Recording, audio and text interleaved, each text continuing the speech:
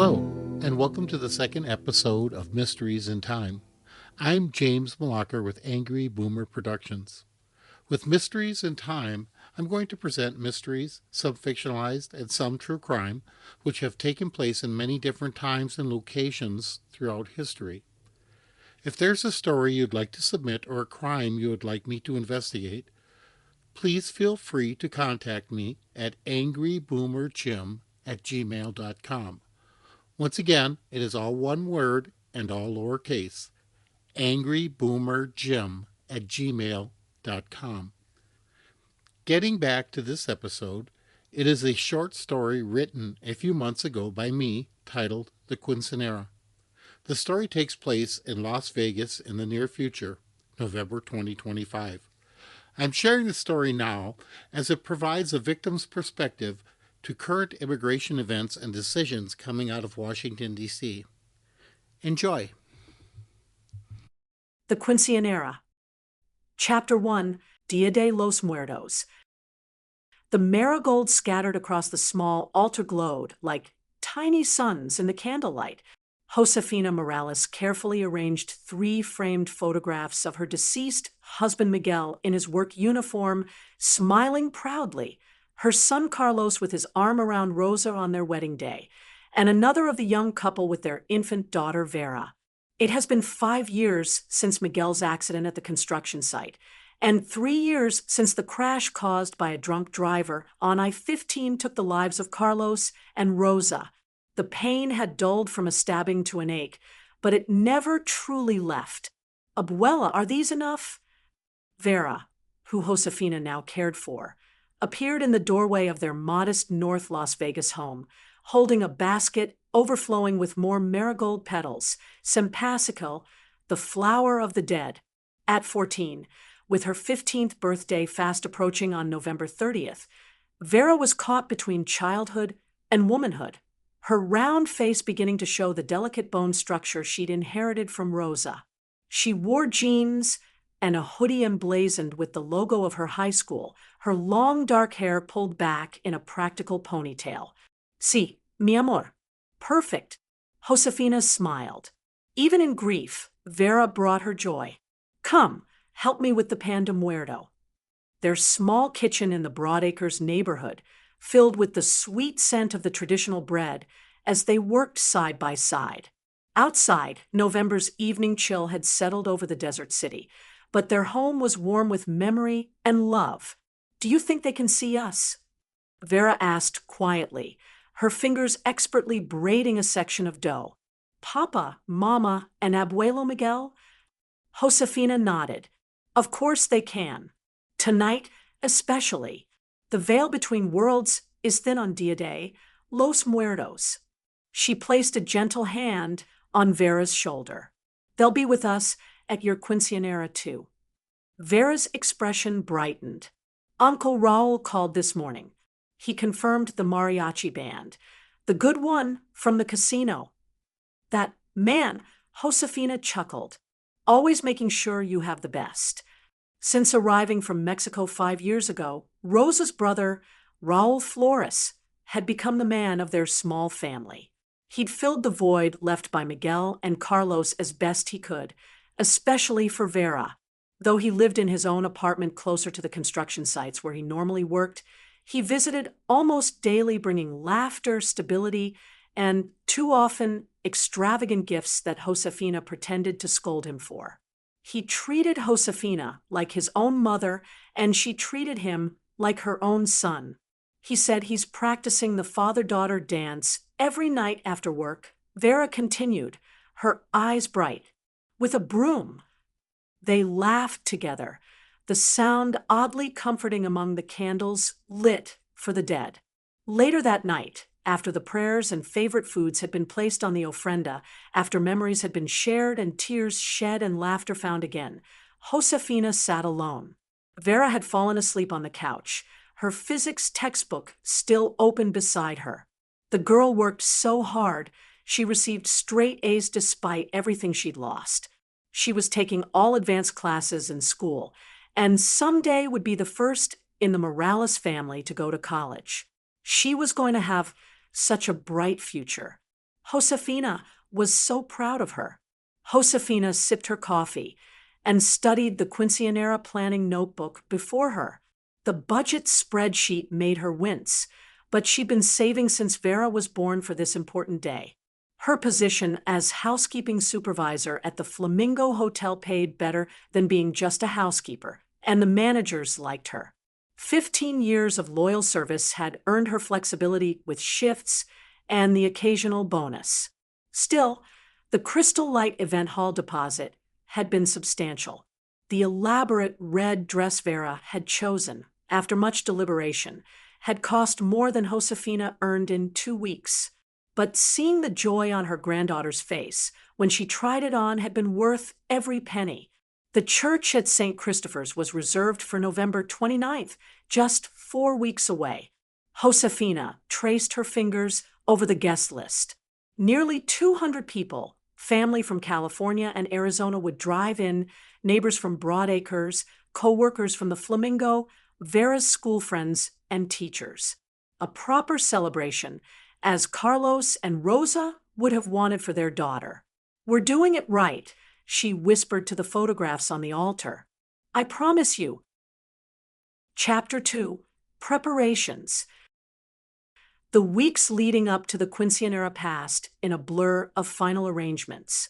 Josefina balanced her shifts at the Flamingo with cake tastings, decoration approvals, and countless other details.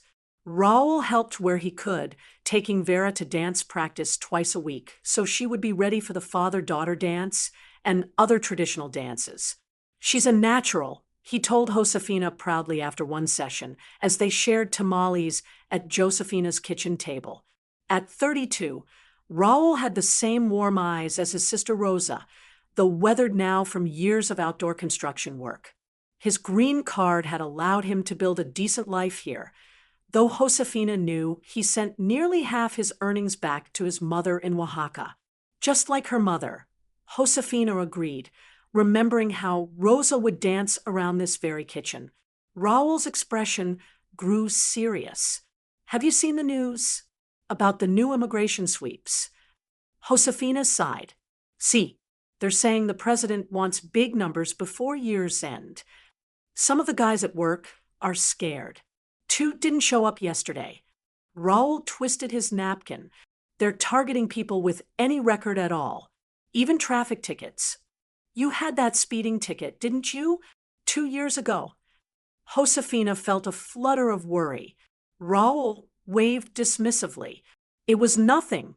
Paid in full. My papers are good. And those tattoos of yours?" Josefina raised an eyebrow at the intricate designs peeking from beneath his shirt sleeve. "It's just art, Tia. Nothing gang-related." He smiled reassuringly. "Don't worry about me. Let's focus on giving Vera the celebration she deserves." But Josefina did worry. She'd lived in America long enough, nearly 40 years, to know how quickly things could change for people like them. Born in Chihuahua, she'd become a U.S. citizen in her 20s, not long after marrying Miguel. But citizenship was no shield against suspicion, against being treated as unwelcome despite decades of contributing to this country. At work, she sensed tension among her housekeeping staff. Many were like family to her now, having worked together for years. Some had documentation, others didn't. All were fearful of the rhetoric coming from Washington, the increased ICE presence they'd noticed around Las Vegas. "They say ICE might raid the casinos next," Maria whispered to her one afternoon as they inspected a row of freshly cleaned rooms. "Looking for workers without papers." Josefina squeezed her friend's hand. "Focus on doing your job well. That's all any of us can do." But the worry remained, a background hum beneath the Quinceanera preparations. Josefina found herself double-checking Vera's birth certificate and her own naturalization papers, placing them in a waterproof folder in her bedside drawer. Just in case. The Saturday before the Quinceanera, Raul arrived with a gift: gold earrings with small ruby drops that perfectly matched the deep red of Vera's dress. "Uncle Raul, they're beautiful." Vera threw her arms around him. only the best for my favorite niece," he teased, though they all knew Vera was his only niece. Watching them, Josefina felt a surge of gratitude. Despite all they had lost, they still had each other. They had built something precious from the ashes of tragedy. In 1 week, they would celebrate Vera's entry into womanhood, surrounded by love and tradition. If only she could shake the feeling that something was about to go terribly wrong. Chapter 3. Homeland Security ICE Office, Las Vegas. Jack Freeman is a U.S. Army veteran, having served 2 tours in Afghanistan, and is also a Purple Heart recipient. During his second tour of duty in Afghanistan, he was severely wounded by the shrapnel from a detonated car bomb in Kabul. It took many months of hard rehabilitation to get back on his feet, albeit one of them is the latest in military-grade prosthetics. Now working for Homeland Security, he was recently assigned as the Special Agent in Charge, SAC, of the Las Vegas Field Office located at 501 South Las Vegas Boulevard. Part of his duties as the SAC was overseeing the ICE operations in southern Nevada. On Friday, November 15th, 2025, he received a memo from the Secretary of Homeland Security congratulating him on his promotion and his new assignment leading the Las Vegas Field Office. The Secretary also stressed to him that the President was not happy with the illegal immigrant apprehension and deportation numbers the Las Vegas ICE agents were producing. It was getting late in the calendar year, and the President wanted to end the year with a bang in Las Vegas. He stressed he wanted huge numbers of undocumented immigrants captured in a very spectacular fashion. He wanted a good show. It was always about the show with him. He is a huge reality TV fan, along with his Fox News Channel addiction. The television show, Cops, had always been one of his favorites. He was basically asking Jack to put on a spectacular roundup extravaganza, like the shows he used to watch on Cops. He wanted the raid to be televised, so the world could witness his success. It would really feed into his reality TV addiction and create great PR optics before the end of the year, where he could tout the huge number of deportations for 2025, with far more to come in 2026. Jack questioned the many different ICE agents who had been working in Las Vegas for many years before his arrival about any events they may know of where there could be a large gathering of potential undocumented immigrants. A casino raid would be out of the question, since it may serve to hamper tourism and would also get the rich and powerful casino owners riled up, as many are big donors to the President and his PACs. The last thing Jack wanted to do was piss off the President with a botched operation. One of his ICE agents, Joe Garcia, lived in North Las Vegas and was a parishioner at St. Christopher's Catholic Church. He had heard a few rumblings from fellow parishioners about a large quinceanera that was scheduled for the end of the month. He was told the Morales family had rented the Crystal Light Event Hall in North Las Vegas, and more than 200 people have been invited. The venue was far enough from the Strip and downtown hotels and casinos to not have a negative impact on tourism. The icing on the cake was the gathering was going to be attended by mostly Mexicans, where surely there would be at least a few undocumented or gang-affiliated guests. The ICE field office personnel started an investigation into the backgrounds of many potential guests. The first name they investigated was a family member, Raul Flores. He was living in North Las Vegas and working in the construction industry. He was here legally with a green card, but a police report from 2023 came up showing he was given a speeding ticket. The issuing officer noted a few suspicious tattoos on both Raul's arms and forearms in his report. This could be enough for ICE to detain him as a potential gang member. An investigation of a few of the other guests turned up much of the same information, especially with the tattoos. If there is suspected gang attendance, Jack thought it would be prudent to involve the ICE tactical unit. Getting a judicial warrant would be difficult with the lack of any real hard evidence other than hearsay. So Jack decided to issue an administrative warrant himself, with his own signature. The date written on the warrant, November 29th, 2025. The time, 2000 hours. The location, Crystal Light Event Hall, 2610 East Lake Mead Boulevard, North Las Vegas, Nevada. Chapter 4. The Big Day. November 29th dawned clear and cool, perfect weather for Vera's special day. The ceremony at St. Christopher's Catholic Church was scheduled for 2 p.m., with the reception to follow at the Crystal Light Event Hall. Josefina woke early, saying her morning prayers before the small altar where the Dia de los Muertos offerings had been. Though the holiday had passed, she'd kept the photographs displayed. "Watch over her today," she whispered to the images of Miguel, Carlos, and Rosa. "Be with us." The morning passed in a whirlwind of activity. The hairstylist and makeup artist arrived at their home at 10 a.m. to prepare Vera, transforming the teenager into an elegant young woman. When Vera emerged from her bedroom in the full red Quinceanera dress, Josefina gasped. "Oh, mi cielo," she breathed, tears welling. "You look just like your mother." Vera twirled carefully, the full skirt of the gown billowing around her. Crystals adorned the bodice, catching the light with every movement. Raoul's ruby earrings completed the ensemble perfectly. "Do you think they'd be proud?" Vera asked softly. "More than you can imagine," Josefina assured her, dabbing at her eyes. "Now, come, we can't be late to your own Quinceanera." At the church, everything proceeded as planned. Vera, flanked by her court of honor, 14 friends in simpler red dresses, walked solemnly down the aisle. Raoul, handsome in a black suit with a red tie, waited at the front with Josefina. The priest blessed Vera, speaking of the transition from childhood to adulthood, of responsibility and faith. Josefina's heart swelled as she watched Vera kneel to receive her blessing.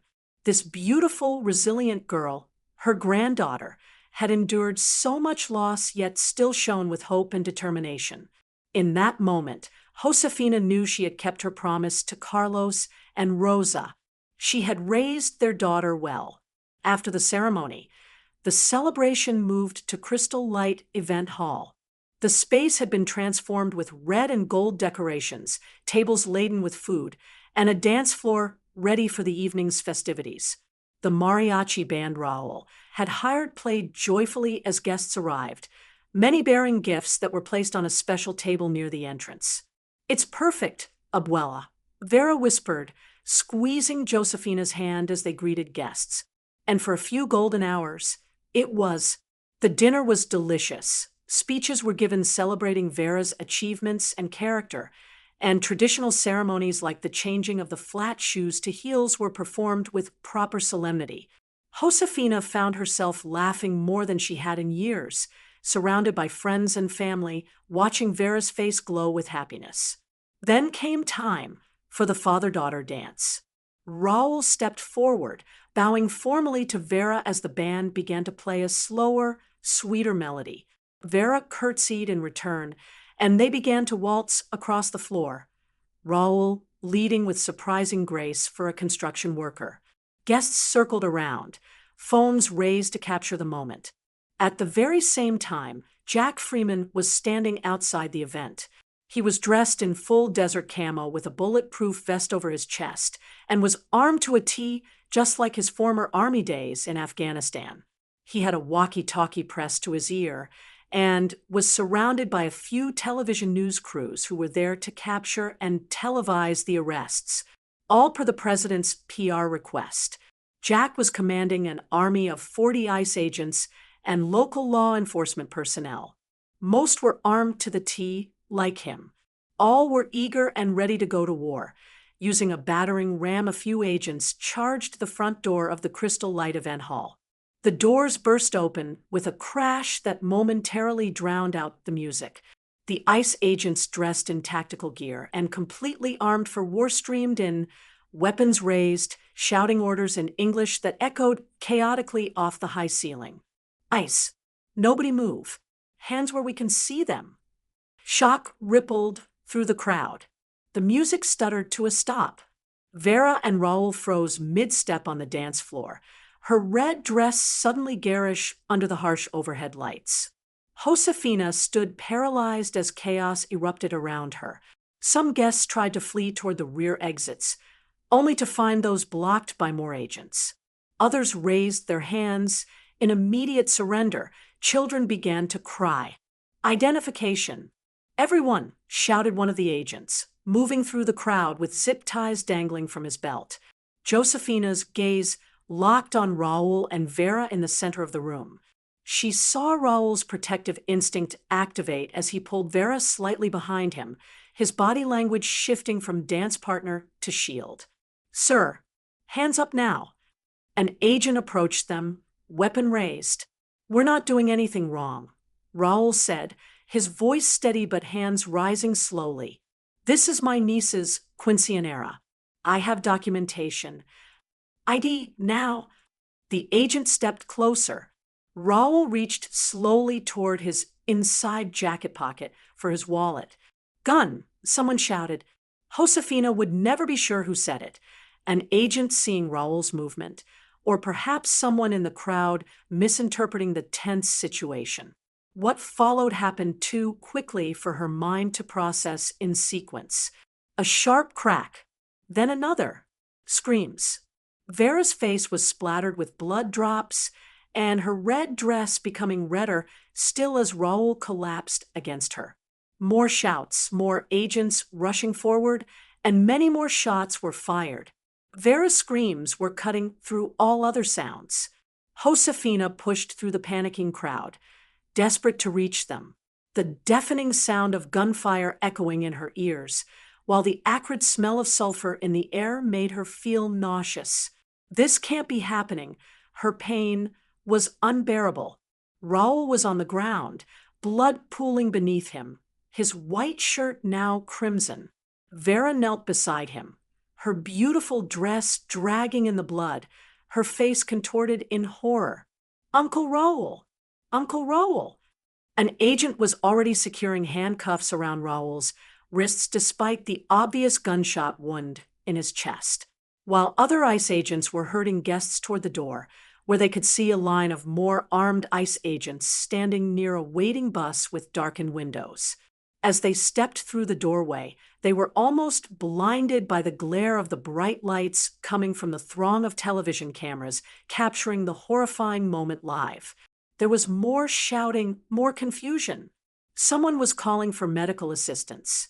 Vera was sobbing uncontrollably. The next few minutes, seeming like hours, passed in a blur. An ambulance arrived. Raul was loaded into it, still in handcuffs. A very shaken Vera rode in the ambulance with Josefina. As they sped toward UMC Trauma Center, the paramedics worked frantically over Raul. This wasn't supposed to happen. Not today. Not to them. Chapter 5. The Aftermath. Josefina didn't remember falling asleep, but she must have. When she opened her eyes, she was slumped in an uncomfortable chair in the UMC Trauma Center waiting room, her neck stiff, her mouth dry. Vera was curled beside her, still in the ruined red dress, though someone had draped a hospital blanket over her shoulders. The events of the previous night came rushing back. The raid, the shots, Raul bleeding on the dance floor, the chaos of the emergency room. "Vera," she whispered, gently shaking her granddaughter's shoulder. "Vera, wake up." The girl stirred, her swollen eyes opening slowly. For a moment, there was peaceful confusion, and then remembrance hit her like a physical blow. She sat up sharply. "Uncle Raul, where is he? Is he okay?" The last update she had received was shortly after arrival. Raul was in surgery, his condition critical. She'd been told to wait. A nurse approached. "Vera Morales?" She looked at her sympathetically. "The doctor would like to speak with you." Vera followed her through sliding doors into the treatment area.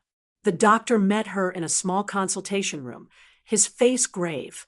"Vera Morales, I'm Dr. Patel. I operated on Mr. Flores last night." "How is he?" Vera blurted out. The doctor's expression softened, as he looked at the girl in the blood-stained Quinceanera dress. "He's still with us, but I need to be honest, his condition is extremely critical. The bullet caused significant damage. We've repaired what we could, but the next 24 hours will be crucial." "Can I see him?" Vera asked, briefly. "He's in the ICU, and there's an agent posted outside his room." Dr. Patel's disapproval was evident in the tightening of his lips. "Apparently, he's considered in custody." Raoul lay unconscious, connected to machines that breathed for him, monitored his heart, and delivered medications. An ICE agent sat outside the door, barely acknowledging her as she entered. Vera rushed to Raoul's side, taking his hand carefully around the IV lines.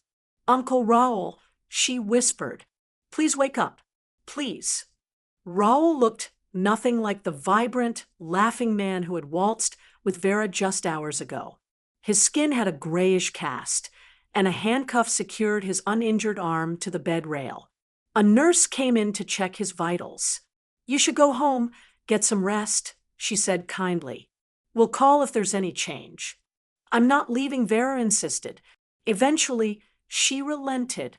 She needed to change out of her bloody dress and have some time to process why ICE had targeted her celebration. What will happen to everyone? The little house in Broadacres looked exactly as it was left yesterday, hairspray and makeup scattered across the bathroom counter, breakfast dishes still in the sink.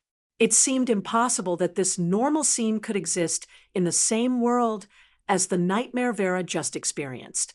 Vera disappeared into the shower. She was sobbing loudly over the sound of the running water. She emerged from the shower, looking small in her oversized pajamas, her wet hair hanging limply around her shoulders. "I will get through this," she promised herself, though she had no idea how she really would. Chapter 6. Silence Falls. The next morning arrived, and despite everything, Josefina had to return to work. The Flamingo couldn't run without its housekeeping staff, tragedy or no tragedy. The moment she stepped into the casino, Josefina sensed something was wrong. The normally bustling gaming floor was oddly quiet. Slot machines chimed and flashed, but many chairs sat empty. The breakfast buffet, usually packed with tourists, was serving only a handful of guests. "What's happening?" she thought. Throughout the day, Josefina noticed the hotel becoming quieter still. By her afternoon break, the vast casino floor held perhaps a third of its usual crowd. It was so strange. When Josefina returned the next day, Monday morning, it was even worse.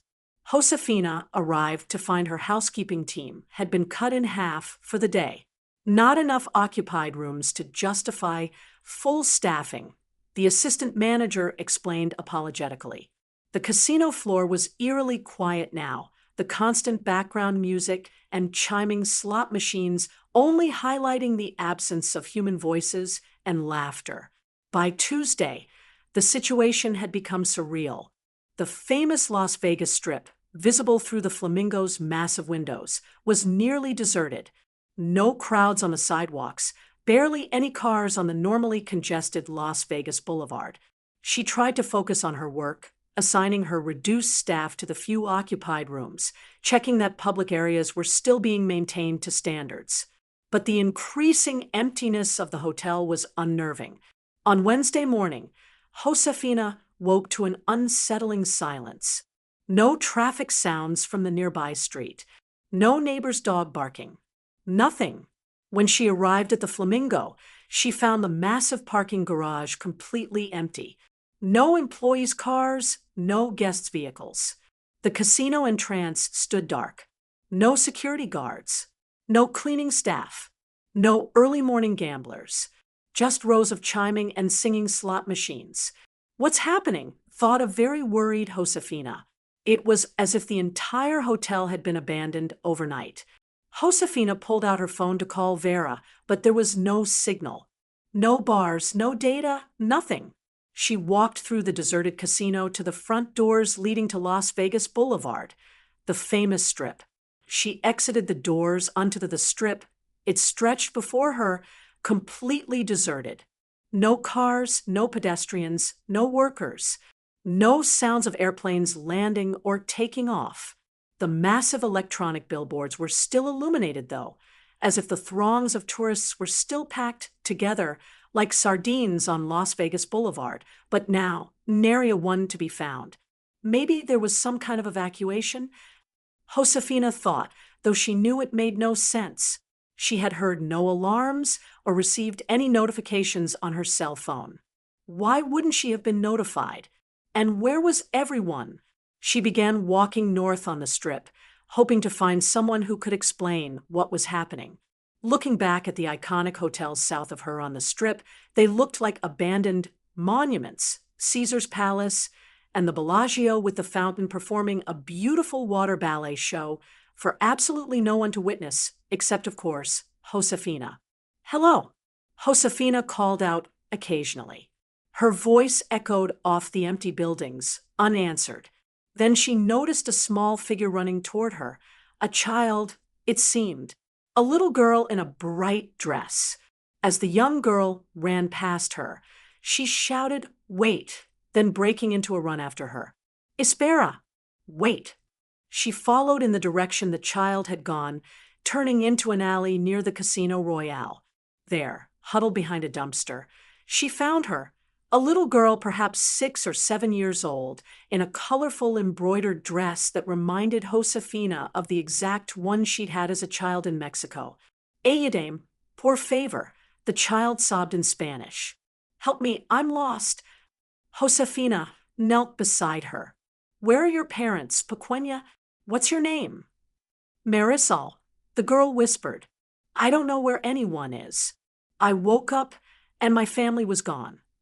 "I'll help you find them," Josefina promised, though she had no idea how. She held out her hand, and the little girl took it, her small fingers clutching desperately. Josefina kept trying her phone every few minutes to contact Vera, but the no-service message remained. Then she heard voices. A group of people emerged from the strip, moving toward them.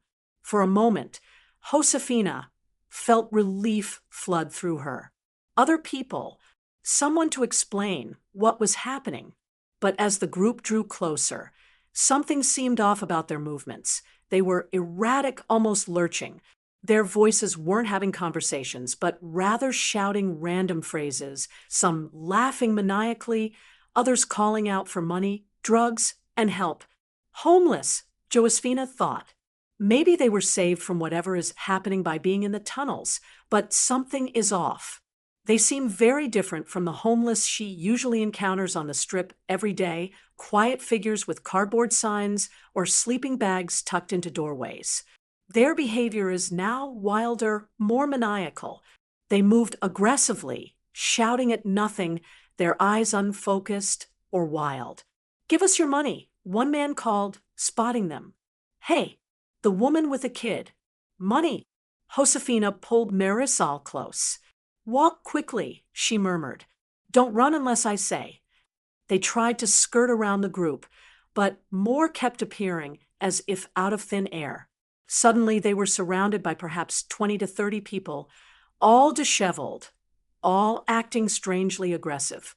They reminded Josefina of the attacking zombies she had seen on so many of her favorite TV shows and movies. What do they want? What are they after?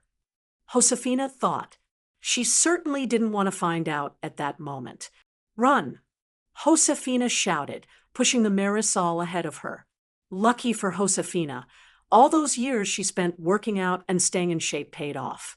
She is a very fit woman for her age. Needless to say, she is still able to move with the nimble ease of a much younger woman. Josefina and Marisol were running as fast as they could. They were getting close to the Venetian. They sprinted down the center of Las Vegas Boulevard, pursued by the shouting crowd of homeless strange beings. They ran up the Venetian southern walkway, past Madame Tussauds, and further up into the Venetian. As they entered, Josefina tried to lock the entrance doors behind her. In her haste, Josefina forgot there were many other entrances located further down the building along Las Vegas Boulevard, many of them most likely unlocked. They darted inside toward the casino floor. Outside, they could hear their pursuers pounding on the doors behind them, shouting threats and obscenities. The interior of the opulent hotel was still well lit, as Josefina could see empty gondolas floating free, riderless and driverless down the indoor canals.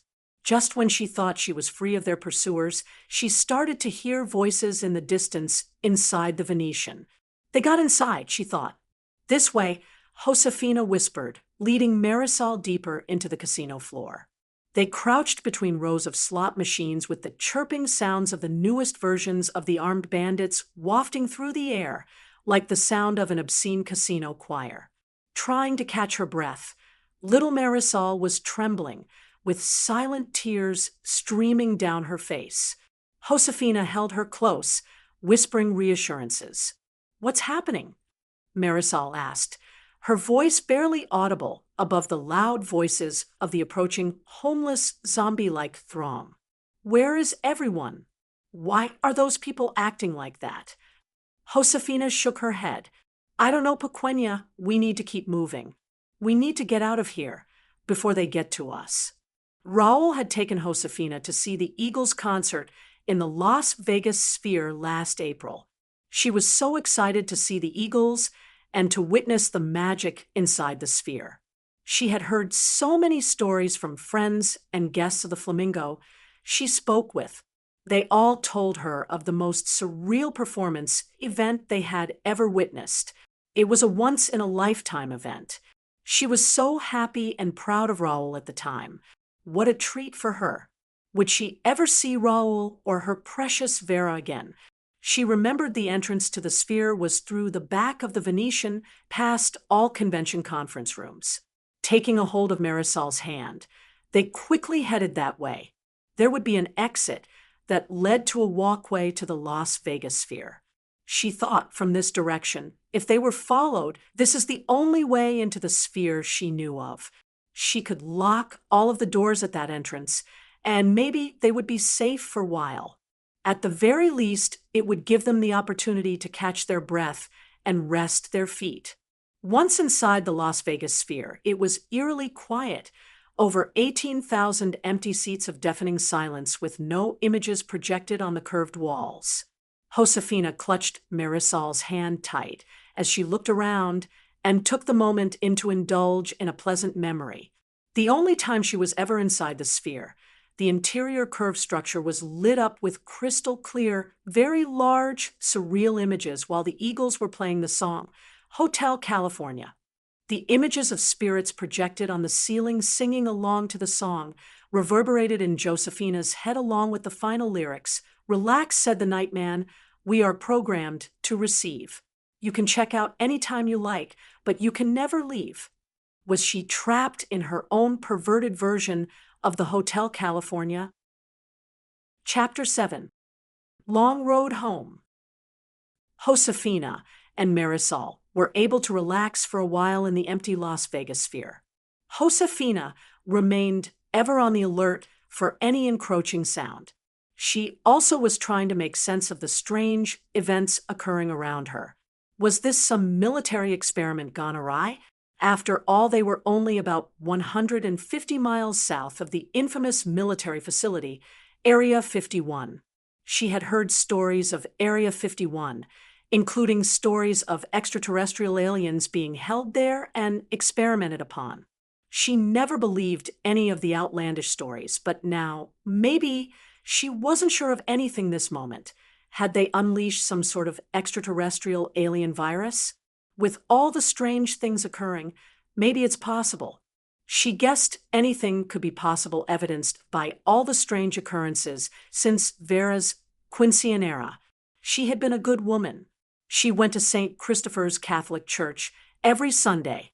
She never missed a Sunday service her entire life.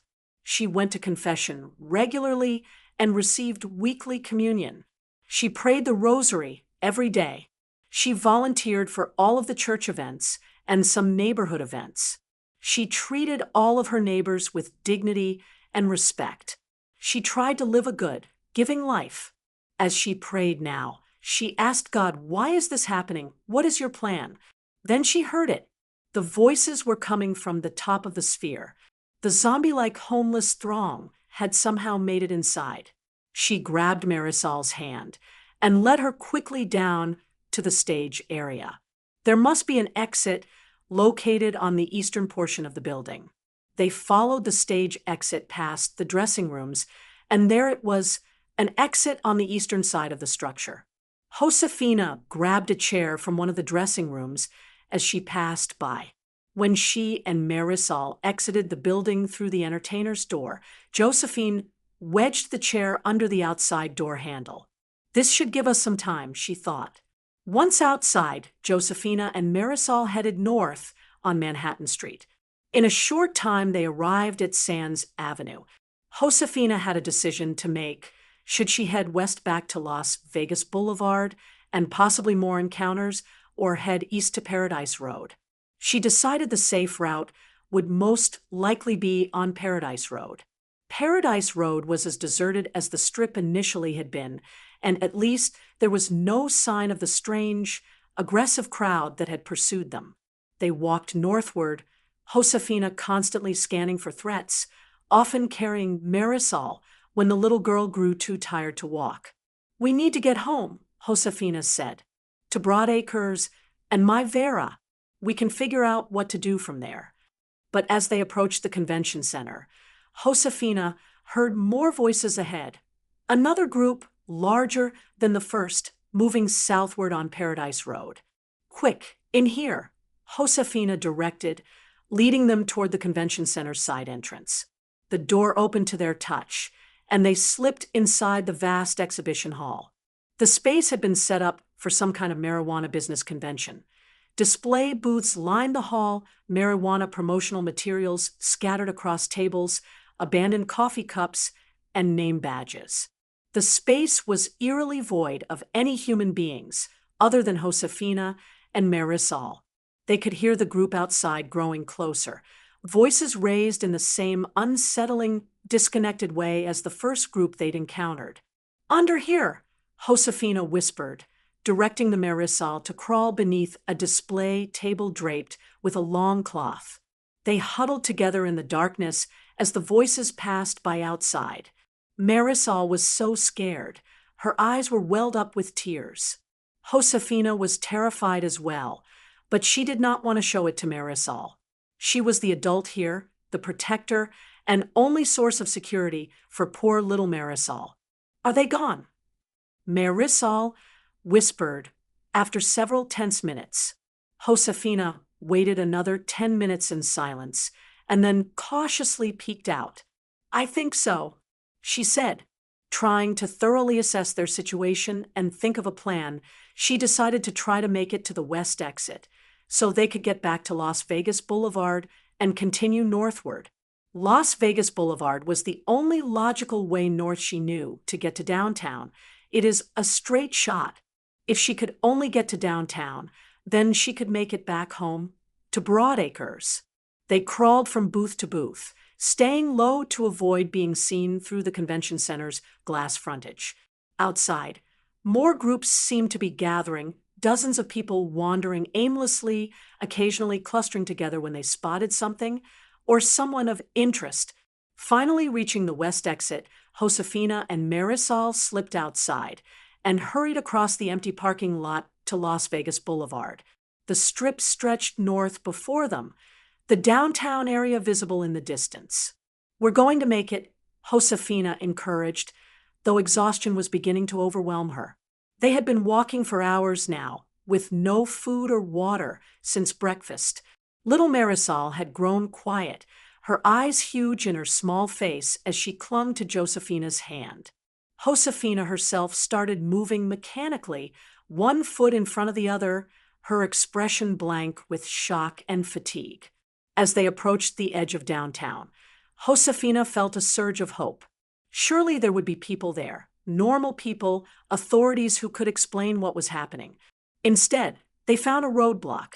A group of men in civilian clothes but carrying weapons had set up a barrier across Las Vegas Boulevard, preventing access to the downtown area. "Halt!" one shouted as they approached. "Identify yourselves." Josefina raised her hands slowly. "Please, we need help. I'm Josefina Morales, and this little girl is Marisol.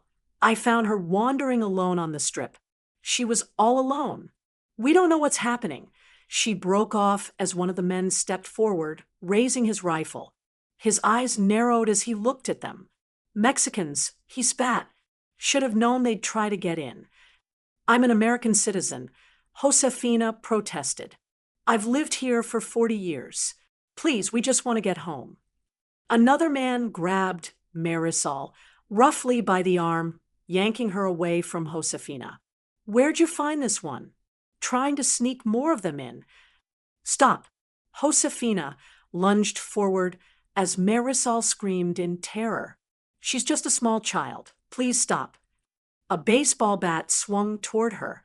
Josefina saw it coming, but couldn't move fast enough.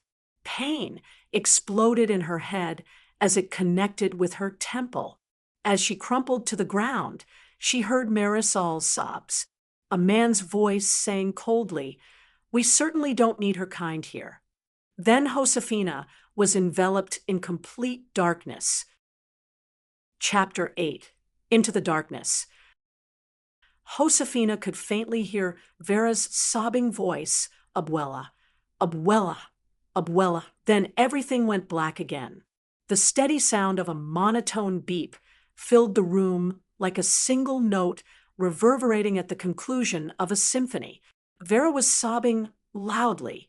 A doctor came into the trauma ICU room and proclaimed, "Time of death 0944, November 30th, 2025. He turned to Vera and said the staff of UMC Trauma Center did everything in their power to try and save Josefina, but the bullet wounds she sustained last night were far too severe." As Vera was trying to take it all in, with Josefina's lifeless body shackled to the trauma ICU room bed, she too suddenly became enveloped in darkness. Something was placed over her head, and her arms were grabbed and yanked behind her back. As a zip tie was secured tightly around her wrists, Vera was forcefully taken out of the rear entrance of the UMC Trauma Center and was quickly loaded into the back seat of a waiting jet black SUV. The night before, right after the shooting erupted, the White House communications staff began working diligently in spin mode. They needed to control the narrative of this story before the press could uncover any facts detrimental to the president and his administration. They decided all the loose ends must be secured or eliminated to protect the narrative they concocted. At 0420, Jack Freeman received a call from the White House communications director with strict instructions concerning their concocted narrative for him to present to the media. He was told a script was being prepared for him and would soon arrive via the Homeland Security encrypted email. Jack was perplexed. He asked, "Even Vera, she's just a young, innocent teenage girl." Affirmative was the answer he received. "It is essential we have all the loose ends secured, tied, and eliminated." The outside entrance of the UMC Trauma Center was filled with reporters from many different media news outlets clamoring for the facts behind the shootings at the Crystal Light Event Hall last evening. The television cameras had captured the images of many zip-tied and hooded individuals being loaded onto waiting ICE detention buses last night. But there was no official word concerning the shooting, the wounded, and the deceased. Jack Freeman, the special agent in charge of Homeland Security from the Las Vegas field office, and the leader of the ICE operation last night, pulled up to the front entrance of the UMC Trauma Center in a caravan of black SUVs. At 0900, a podium was quickly set up in front of the entrance. Jack, surrounded by more than a dozen ICE agents, made his way to the podium to give the press the official Homeland Security Department statement of the raid. We received numerous tips. There would be a Quinceanera taking place on November 29th at the Crystal Light Event Center in North Las Vegas. Many of the tipsters suggested the event would be attended by numerous undocumented illegal immigrants and many suspected violent gang members, including the girl celebrating her Quinceanera, as well as her family members. In the process of conducting a lawful, peaceful raid, many shots were fired at our brave ICE agents. They returned fire, and unfortunately, 3 individuals are now deceased and 13 individuals have been wounded, with 3 suffering very serious life-threatening injuries, as all 3 individuals are barely clinging to life at this time. Luckily, no ICE agents or local law enforcement personnel suffered any significant injuries to note, other than a few cuts and bruises. Their heroic actions resulted in the successful apprehension and detention of 36 undocumented immigrants and 13 suspected violent gang members. All in all, it was one of the most successful raids ever conducted in Las Vegas. It was conducted in a professional manner without disrupting the major Las Vegas tourist areas. Questions will be answered at a later date. Thank you. With that, Jack stepped off the podium, ignoring the many questions being shouted from the throng of reporters, and walked over to the line of waiting black SUV ICE vehicles. He quickly entered the back seat of one of the waiting vehicles. After the line of vehicles were filled with all the ICE agents in attendance, the line of black vehicles proceeded to depart in the direction of the Homeland Security Las Vegas office, like a long line of black ants returning to their nest after accomplishing their mission. The November 30th, 2025 headline in the Las Vegas Review-Journal webpage read, "ICE raid results in shootout leaving 3 dead and 13 wounded. The resulting story neglected to mention ICE initiated the shooting, and all the wounded and deceased were shot with bullets originating from ICE weapons. In fact, no shell casings were recovered from any other non-law enforcement-issued gun. A convenient omission that will keep the Las Vegas Review-Journal out of the crosshairs of the president's ire." Later in the afternoon, the White House issued a statement praising ICE for disrupting a gathering of dangerous gang members and protecting American citizens from criminal aliens. Footage was shown of the Quinceanera guests, hooded and zip-tied, being loaded onto waiting buses. The president followed the statement up with a brief press conference, boasting about the success of his immigration policies. "We're getting the bad ones out," he declared triumphantly. "Very bad people. Very bad. The worst. And Americans are now much safer, safe like it used to be. In fact, the safest they have ever been in history. Because of it, I can't wait for 2026. So many more better things are going to come. Much better, so much better, so many better things. I can't even count them all. Everyone keeps telling me, you're the greatest, you're the greatest. No one can do what you do." Well, I can't argue with that.